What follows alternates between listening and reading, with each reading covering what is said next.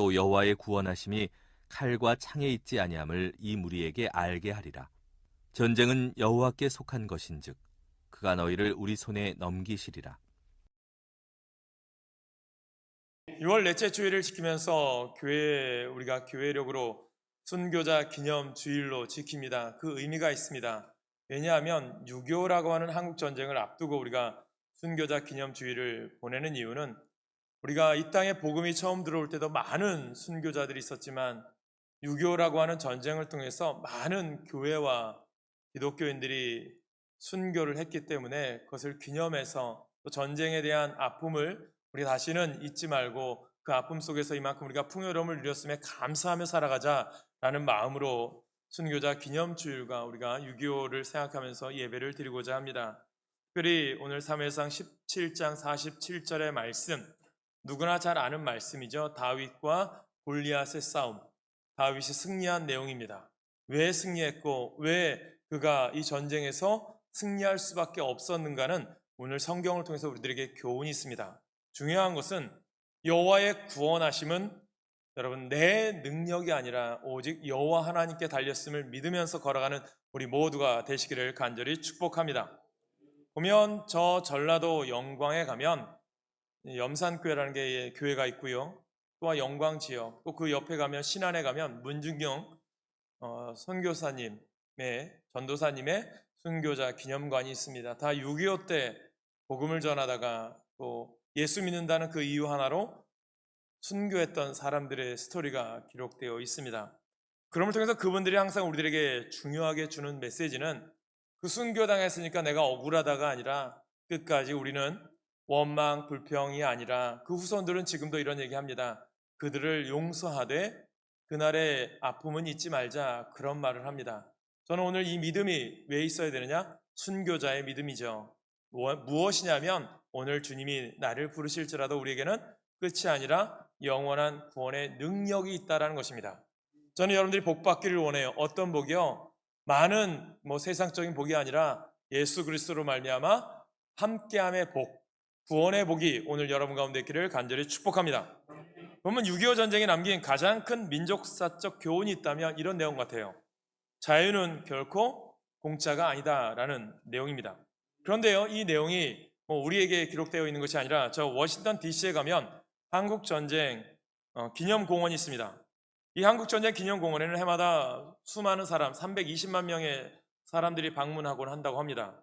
앞에 있는 이 조각상이 뭐냐면 지금은 많은 우비를 입기도 하고 우산도 쓰는데 예전에는 군인들은 우비를 쉽게 입지 못합니다. 판처 우이라는 게 있어요.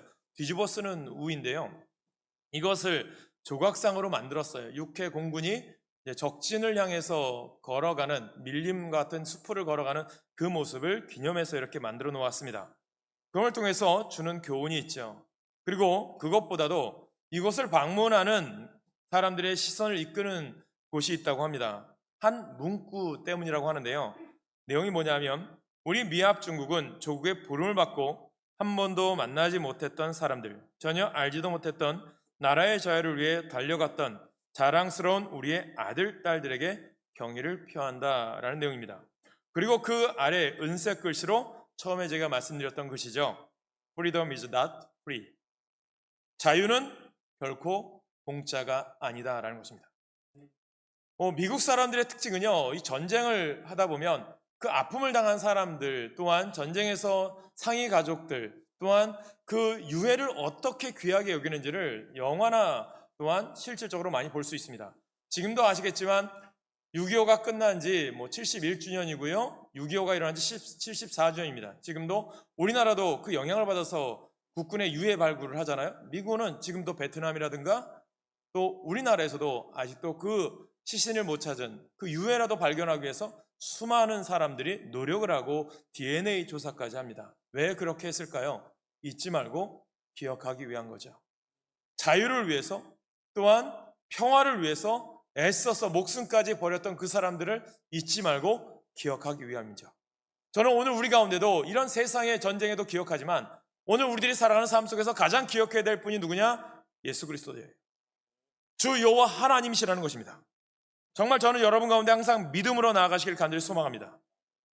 지금은 은퇴하셨고 수정교회가 카톨릭으로 넘어갔지만 LA 지역에 유명했던 수정교회는요, 로베르토 술로 목사님이 계셨습니다. 적극적인 사고방식이라고 하는 목회 방식을 적용해서 우리나라에도 많은 영향을 받았죠. 그 목사님이 말하기를 깊은 고난의 상처가 없이 위대한 인물이 되는 것을 보지 못했다라고 하는 말을 했습니다. 개인에게 깊은 상처가 있으면 있을수록요, 위대한 인물이 되는 것처럼 민족도요, 보면 아픔, 억압, 박해, 고통이 있을수록 위대한 민족이 되는 것을 역사를 통해서 우리가 잘 알 수 있다는 거죠. 그러므로 여러분들이 지금 아파요, 힘들어요, 어렵지만 이 어려움과 고난을 이겨나간 이후에는 하나님께 쓰임받는, 아니 이 땅에서도 하나님을 통해서 쓰임받는 귀한 역사가 여러분 삶 가운데, 아니 여러분 자녀 가운데 있기를 간절히 축복합니다. 우리가 보면 지금 휴전의 시기 아닙니까? 아직까지 전쟁이 끝나지 않았어요. 종전이 되지 않았습니다. 정말 이 시기에 오늘 우리들이 해야 될 사명이 뭘까? 오늘 주님 안에서 뭐 전쟁이 우리 가운데 있지는 않지만, 그러나 아직 휴전선이라는 것이 이 파주에도 있고요, DMZ에 있는 이 지역입니다. 그럼 이 지역 가운데 사는 우리들이 하나님께서 오늘 여러분 가운데 또 이 지역 가운데 우리 교회를 세우신 하나님의 큰 뜻과 계획이 있는데, 그렇다면 이 속에서 하나님의 뜻을 우리는 발견해야 된다는 거죠. 그러므로 여러분 깨닫는 것, 이 비참했던 우리나라의 역사, 여전히 하나님의 선하신 섭리하심이 있었다고 저는 믿어요. 중요한 것은 하나님의 뜻이 있었다는 거죠. 전쟁의 아픔 가운데 여러분들 얼마나 이 땅이 어려웠는지 아시잖아요. 보릿고개를 넘어야 됐고 부대찌개, 미군 무대에서 흘러나오는 그 음식의 찌꺼기를 모아서 먹었던 그런 우리나라 민족 아닙니까? 그러나 지금은 그 어려운 가운데 이 나라가 이만큼 부강한 이유는, 여기 어르신들 계시지만 정말 어렵고 힘든 가운데 둘러매고 기도하면서 하나님의 전을 찾았던 그 기도의 세대가 있었기 때문이라고 저는 믿어요. 아이를 업고서라도 교회에 나와서 기도하고, 아이와 함께 나와서 교회에 나와서 봉사하고 무릎 꿇고 하나님께 찾았던 그 간절함이 이 땅에 이만큼의 풍요로움이 있었음을 저는 믿습니다. 그렇다면 이 풍요로움이 오늘로서 끝나기를 원합니까? 아니에요. 저는 오늘 우리 다음 세대, 우리의 자녀들이 그 복을 누리기를 간절히 축복합니다. 그렇게 되기 위해서는 오늘 우리들이 회복해야 될 게 있어요. 우리들이 깨달아야 될 것이 있습니다. 무엇입니까? 하나님이 주관하시는 역사, 하나님이 함께 하시는 역사를 우리가 다시 한번 체험하여 나가야 된다는 것입니다. 그래서 여러분들, 오늘 우리 주님께서 우리 가운데 이 처참한 역사 가운데서도 하나님께서 우리 민족을 향한 하나님의 선하신 섭리가 있었다면, 오늘 우리 가족을 향한, 오늘 또한 주님께서 이 풍요로운 가운데 우리들에게 향하신 하나님의 선하신 뜻이 있음을 믿으면서 영적 전쟁과 혼탁한 이 시대에 살아가는 우리들에게 하나님의 뜻을 향하여 오늘도 전진해 나가는 우리 모두가 되시기를 간절히 축복합니다. 그렇다면 오늘 본문은 우리에게 주는 귀한 교훈이 있어요. 우리가 잘 아는 내용, 다윗과 골리앗과의 싸움이죠. 이 중대한 싸움에서 성경의 기록은 비교적 간단합니다. 왜냐하면 전쟁은 하나님께 속한 것이기 때문에 하나님을 의지하는 자가 반드시 승리한다는 것이 성경이 우리에게 주는 메시지입니다. 하나님이 주관하시는 뜻에 우리의 몸을 맡기면 엄청난 기적을 체험할 수가 있다는 거예요. 왜냐하면 하나님이 행하시는 일이시기 때문입니다. 저는 오늘 여러분 가운데 하나님이 행하신 일들을 경험하시기를 간절히 소망합니다. 그러면서 보면 시대가 풍요롭지만 여전히 우리 가운데 어려움은 있어요. 또 어려운 시기를 지나면서 왜 우리에게, 나에게, 우리 가족에게 이런 일이 일어났으면서 또 왜 속히 해결해 주시지 않는 것인지, 언제까지 기다려야만 하는 것인지, 그 하나님의 섭리와 계획을요, 내 머리, 내 것으로는 다 알 수, 이해할 수 없어요. 그래도 깨닫는 것은 여전히 이 역사의 주관자, 우리의 삶을 인도하시는 분은 누구라고요? 하나님이시죠. 그러므로 여러분, 우리 가운데 계셔서 하나님의 그 당신의 선하신 뜻을 이루고자 섭리하고 역사하시는 주 여호와 하나님을 믿으면서 나아가시길 간절히 축원합니다. 그렇다면 오늘 저는 이 사무엘상 17장을 통해서 세 가지의 교훈을 얻기를 원합니다. 첫째는요, 힘의 소중함을 알 수 있기를 소망합니다. 힘이란 뭘까요? 인간의 힘도 중요하지만 인간의 힘은 언제든지 한계라는 것이 있습니다. 무한한 하나님의 능력이 나와 함께 하실 때요, 그 누구도 감당할 수 없는 진정한 힘이 되는 것임을 깨달아야 됩니다. 그래서 오늘 본문의 이 한 절이지만 우리에게 말씀합니다. 우리 47절 말씀 같이 있습니다. 시작. 또 여호와의 구원하심이 칼과 창에 있지 아니함을 이 무리로 알게 하리라. 전쟁은 여호와께 속한 것인즉 그가 너희를 우리 손에 넘기시리라. 아멘. 우리 민족이 왜 일본에게 나라를 빼앗겨 36년간 인간 이하의 치욕적인 세월을 보내어야만 했었을까? 우리가 왜 한국 전쟁이라고 하는 6.25라고 하는 전쟁을 통해서 민족과 민족끼리 피비린내 나는 그러한 비극의 전쟁을 겪어야만 했을까? 또 이 지역에 가면 저 일산 중산마을 지나게 가면 보봉산 안에 있는 한 동굴 속에 200여 명 이상이 되는 민간인들이 학살되는 사건들이 왜 이 땅에 있어야만 했을까? 왜 이런 피비린내나는 비극의 전쟁을 겪어야만 했을까? 그것은 우리에게 힘이 없었기 때문이에요. 그 힘이 무엇일까? 저는 성경을 통해서 얻기 원해요. 우리나라 지금은 평화와 번영이라고 하는 나라, 그것을 누리게 된 것은요, 그동안 힘이라는 것을 길렀기 때문이라고 봅니다. 지금 우리나라는 국토는 작지만 강국으로도 인정받아요. G7에도 들어가야 된다는 말도 있을 정도죠. 인류 역사를 파국으로 몰아가는 데에는요, 세 가지 요인이 있다라고 역사학자가 분석하더라고요. 첫째, 사회의 종교적, 도덕적인 타락. 둘째, 끊임없는 전쟁.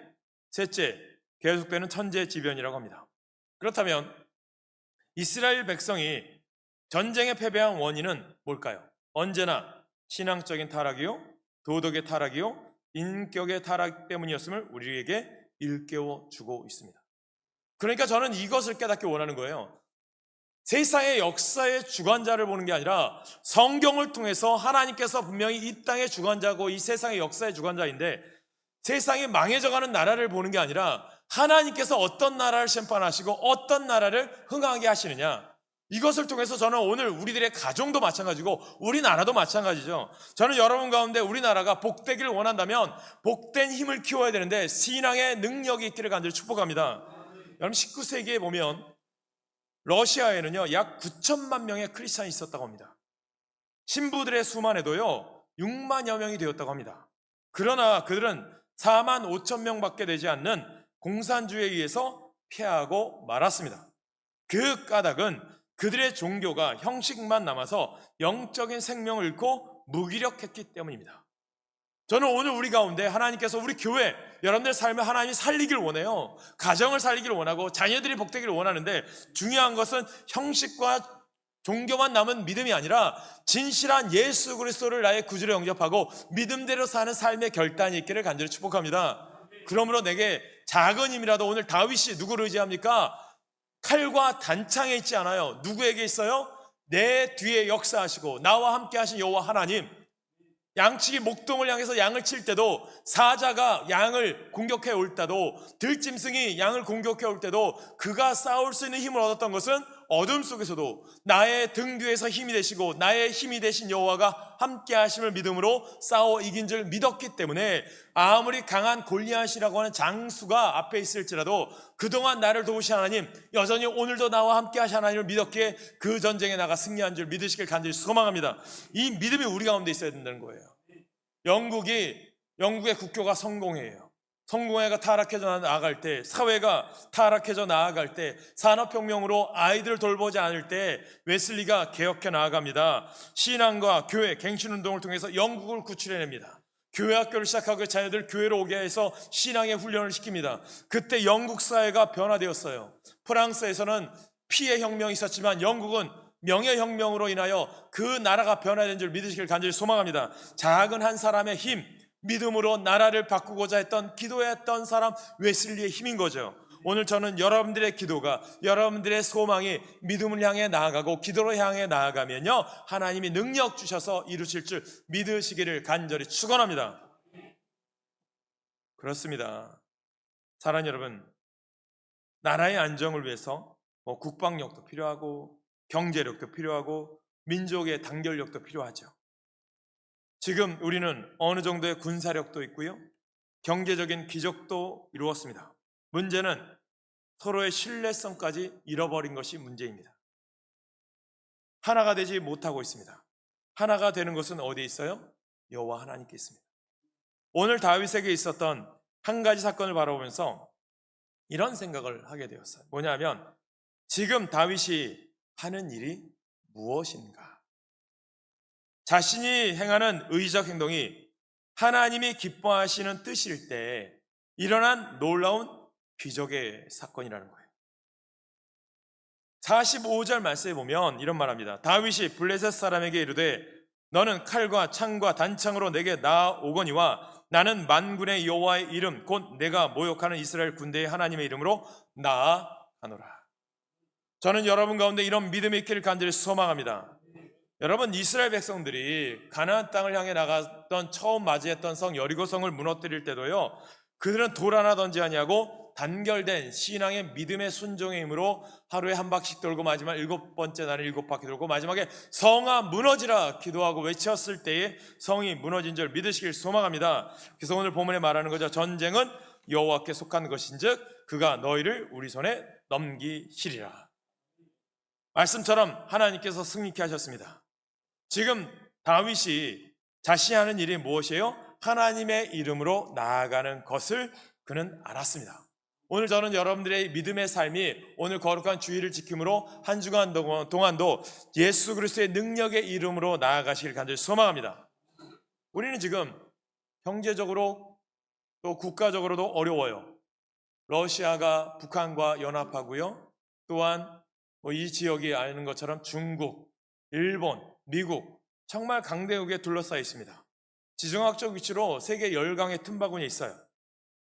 북방이나 경제적인 측면을 볼 때 외세의 영향에 매우 취약합니다.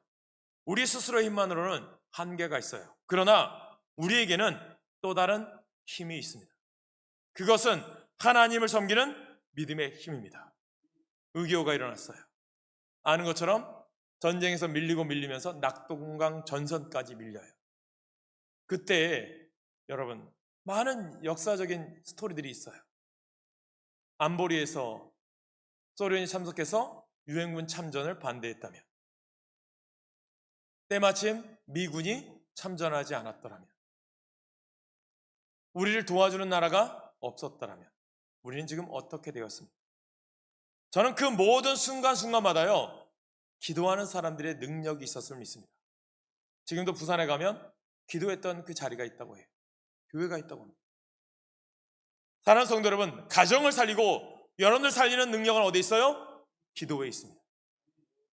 예수 그리스도의 믿음의 능력이 있습니다. 그 믿음으로 나아가시길 간절히 축복합니다.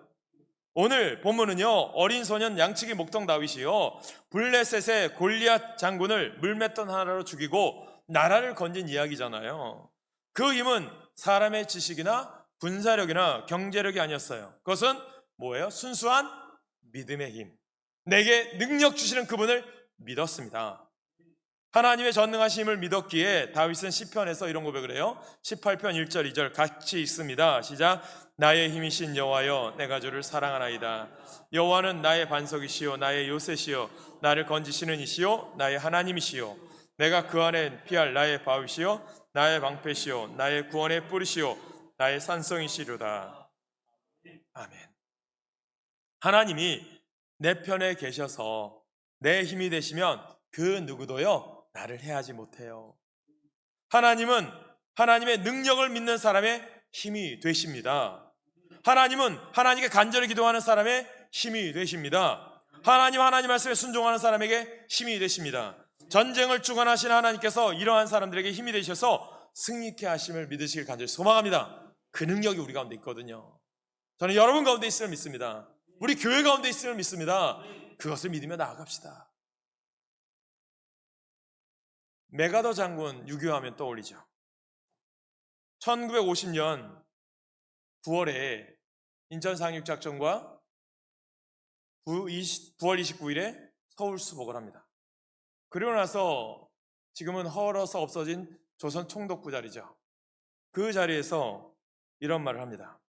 하나님의 은총을 입어 우리 부대는 옛 서울을 해방시켰습니다. 이 거리는 잔악무도한 공산주의 압제에서 해방되었으며 시민들을 다시 자유와 인간의 존엄을 누리게 되었습니다. 이 결정적인 승리를 우리에게 되찾게 해주신 전능하신 하나님께 감사를 드립니다. 우리 다 같이 이런 하나님을 위해서 다 같이 주기도문을 외워보도록 합시다 라고 했다고 합니다. 메가도 회고록에 나와요. 모두가 다 흙으로 얼룩진 전투모를 벗고 헬멧을 벗고 주기도문을 외웠다고 합니다. 그는 전선에서 어려울 때마다 요한복음 11장 25절을 고백했대요. 이 말씀 우리들에게도 고백이 되어야 되죠. 같이 읽습니다. 시작. 예수께서 이르시되 나는 부활이요 생명이니 나를 믿는 자는 죽어도 살겠고 무릇 살아서 나를 믿는 자는 영원히 죽지 아니하리니 이것을 내가 믿느냐. 아멘. 이 말씀을 암송하면서 죽음의 위기 가운데도 벗어났다고 합니다.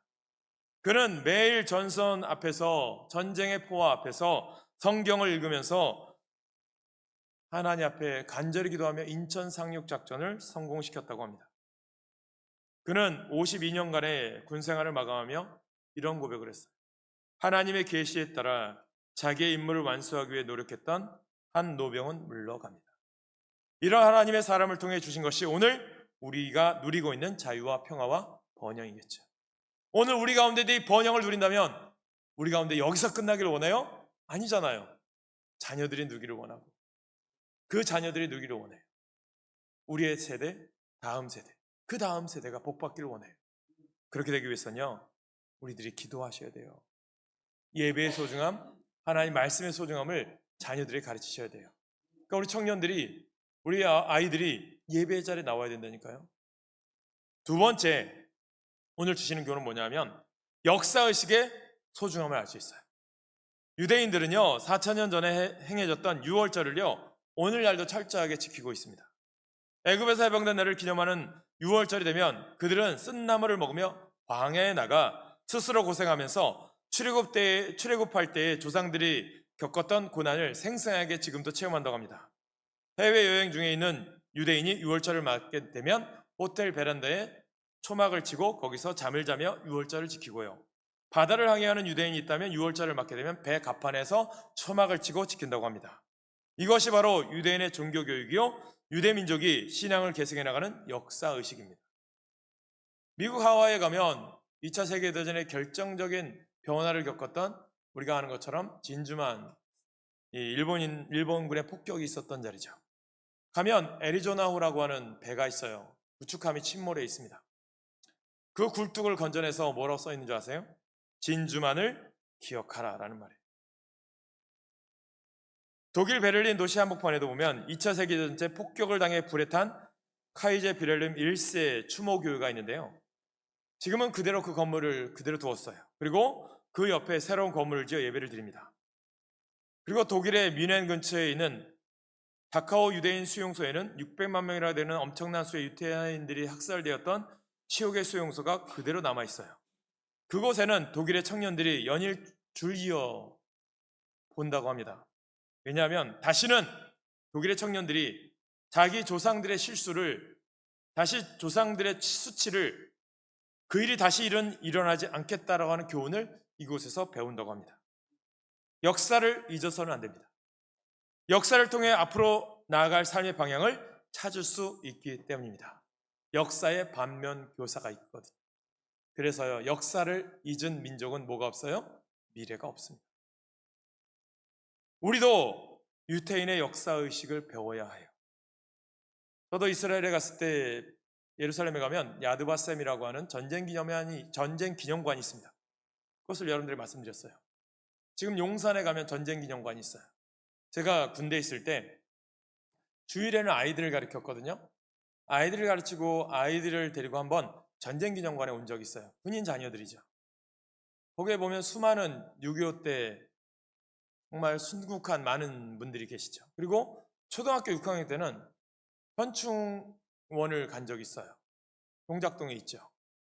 그런 것을 왜 우리에게 만들어 놨을까요? 기억하라는 거죠. 잊지 말라는 거예요. 그러면서 야드바셈이라고 하는 전쟁기념관 중에 하나의 건물이 하나 있는데요. 그 건물에 가면 학살된 사람들의 이름이 다 빼곡히 기록되어 있고 어린아이로부터 다 기록되어 있습니다. 그리고 나서 마지막 통로 나오는 곳에 뭐가 있냐면 Forgive and Remember라고 써 있어요. 용서는 하되 잊지는 말자. 사랑하는 성도 여러분, 역사를 잊으면 안 되는 거죠. 저는 특별히 성경에 나오는 믿음의 역사를 잊으면 안 됩니다. 그래서 세 번째 여러분들이 드리고 싶은 말씀은 여기에서 우리는 신앙의 의미를 찾고자 합니다. 신앙의 교훈을 잊어서는 안 된다는 거예요. 이스라엘 역사를 살펴보면 구약시대에는 전쟁을 반드시 신앙의 교훈으로 삼은 것을 볼 수 있어요.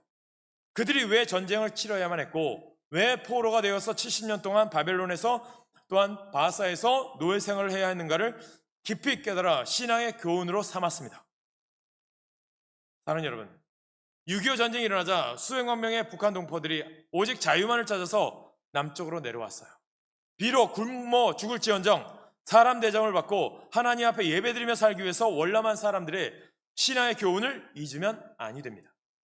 역사의 교훈, 신앙의 교훈을 분명히 볼 줄 아는 지혜가 절실히 요청되는 때가 지금입니다. 그래서 오늘 이 사무엘상 17장 47절의 본문에 보면 다시 한번 같이 읽습니다. 시작. 또 여호와의 구원하심이 칼과 창에 있지 아니함을 이 무리에게 알게 하리라. 전쟁은 여호와께 속한 것인즉 그가 너희를 우리 손에 넘기시리라. 아멘. 하나님의 말씀이 예나 지금이나 동일한 능력을 나타내는 증거라는 거예요. 말씀을 결론 내어가면 여러분, 이스라엘이 지금 있잖아요. 이스라엘 1948년에 독립을 했습니다. 그리고 나서 아랍과의 전쟁이 끊임없이 있었어요. 지금도 전쟁을 하잖아요. 보면 3차 전쟁까지 승리합니다. 모든 군대를 물리쳐요. 그런데 마지막 4차 전쟁에서는 패배합니다. 그때 미국의 국무장관이었던 사람이 있어요. 유대인이죠. 키신저 장관이 이런 말을 했어요. 이스라엘의 패배 원인은 교만이라고 하는 겁니다. 선줄로 알았을 때 넘어질까 조심하라. 그것을 잊었다라는 거예요. 우리가 지금 이만큼의 풍요로움을 누렸다고 해서 교만함을 누려서는 안 돼요. 겸손하게 역사의 교훈을 깨달아 더욱 하나님을 잘 섬겨야 합니다. 한때 다음 세대를 위해서 열심히 목회했던 홍민기 목사님이 계세요. 그분이 호산나 교회라고 부산에서 유명한 교회에 담임을 했다가 너무 힘드신 거예요. 내가 이 사역은 맞지 않아. 정말 대단한 큰 교회거든요. 그래서 안 되겠다 싶어서 몇 년 만에 사임을 하고 지금도 다시 다음 세대를 위한 사역을 하세요. 이분이 영어를 잘해요. 그런데 이런 말을 하시더라고요. 내가 왜 영어를 잘하게 된 이유가 뭘까? 내가 특별히 이민 2세대를 알게 한 이유가 뭘까? 지금도 교제하는 목사님 계세요. 로버트 오 목사님이라고요. UC 버클리를 나오고요. 엘리트 코스를 밟았어요. 근데 지금도 바이크를 타고 또한 모금 운동을 하고 캄보디아, 러시아, 중국 이런 데 선교하시는 분이에요.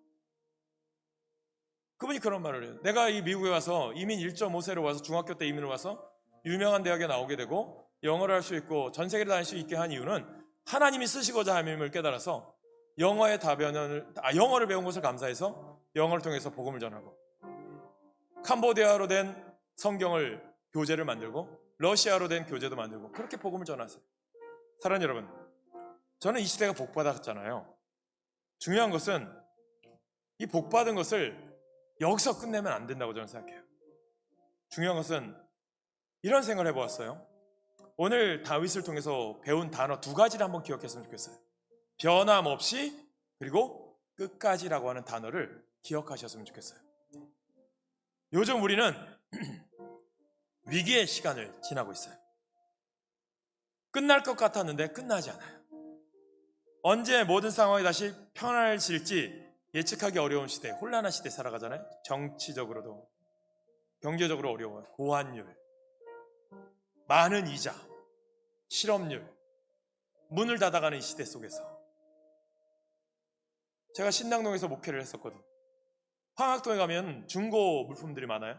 지금 되게 많아요. 창고에 들일 수 없을 정도로 주방용품들이 남아돈대요. 그만큼 폐업하는 식당들, 폐업하는 가게가 많다는 거죠. 어려운 상황이에요. 답답해요. 그런데 이런 생각을 해보았어요. 우리 중에 다윗처럼 벼랑 끝에 서 있는 상황을 만난 분들도 계실 수 있어요. 여러분, 교회 나오고 싶어서 나오지 못하는 분이 계시다고 하잖아요. 주중에 전화 오셨더라고요. 남편분이 수요일날 퇴원을 했는데 혼자 몸이 연약하고 힘드니까 아내가 옆에 있기를 원하는 거예요. 그러니까 새벽에도 나오고 싶고 금요일에도 나오고 싶고 주일도 나오고 싶은데 못 나오시니까 저희 기도해드리는데 우시더라고요. 제 마음이 너무 아팠어요. 여러분, 가정의 상황이든지 부부의 관계든지 혹은 다른 사람들과 관계든지 그리고 건강의 문제든지 그리고 사업을 보아도 벼랑 끝에 서 있는 상황을 만나신 분들도 우리 가운데 있을 수 있어요. 이러할 때 저와 여러분 마음속에 이게 있었으면 좋겠어요. 변함없이 그리고 끝까지 두 단어를 기억하셨으면 좋겠어요. 그래요. 우리가 이 어려운 시기를 지나면서 왜 나에게 이런 위기가 왔는지, 왜 이런 위기의 상황이 속히 해결되지 않는지, 언제까지 기다려야 될 것인지 우리는 하나님의 변함없이 행하심과 섭리하심을 충분히 이해할 수는 없어요. 하지만 다윗이 그랬던 것처럼 하나님의 도우심을 구하고요, 하나님의 선하심을 신뢰하는 거예요. 언제까지요? 끝까지요. 그것만이 우리가 할 수 있는 일이며 그 길만이 구원의 길임을 믿으시길 간절히 축복합니다. 그리고 우리가 7월 첫 주일을 맥주감사 주일로 지켜요. 이 절기를 지키는 것은 하나님의 명령이에요. 신명기에 보면 너의 가운데 모든 남자는 1년에 3번 곧 무교절과 칠칠절과 초막절에 내 하나님 여호와께서 택하신 곳에서 여호와를 배웁되 빈손으로 여호와를 배웁지 말고 각 사람이 내 하나님 여호와께서 주신 복을 따라 그 힘대로 드릴지니라 라고 말씀합니다. 이 말씀에 나오는 칠칠절을 초실절이라고도 합니다. 이 절기가 맥주감사절이에요. 성도들은 올해의 밀과 보리를 보셨습니까? 저는 보지를 못했어요. 제가 어렸을 때 저희 집에서 보리를 키웠기 때문에 보리도 뵌 적이 있어요. 근데 그때를 애타게 얼마나 기다렸는지 몰라요. 왜 그랬습니까? 보릿고개가 있었던 시절이기 때문에. 제가 어렸을 때 초가집이었던 집을 지붕을 개량한다고 기와로 올린 적이 있어요. 지금은 그 집도 다 헐어버렸죠. 포크레인으로 툭 치니까 무너져 버리더라고요. 저 군대 갈 때 집을 개량한다고 새로 치셨거든요. 지금은 그만큼의 어려움은 없어요. 왜 그럴까요? 우리 가운데 풍성함이 있기 때문이겠죠. 이것이 뭘까요? 하나님의 은혜거든요. 은혜에 감사하시기 바랍니다. 형식적인 감사가 아니라 은혜를 하나하나 헤아리며 진심으로 감사하기를 간절히 소망합니다. 이 절기는 내 지갑에서 돈이 나감으로 손해보는 절기가 아니에요. 감사는 축복의 기회거든요. 시편 50편 23절에 보면 감사로 제사를 드리는 자가 나를 영화롭게 하나니 그의 행위를 옳게 하는 자에게 내가 하나님의 구원을 보이리라. 하나님의 은혜를 헤아리며 감사하시기 바랍니다.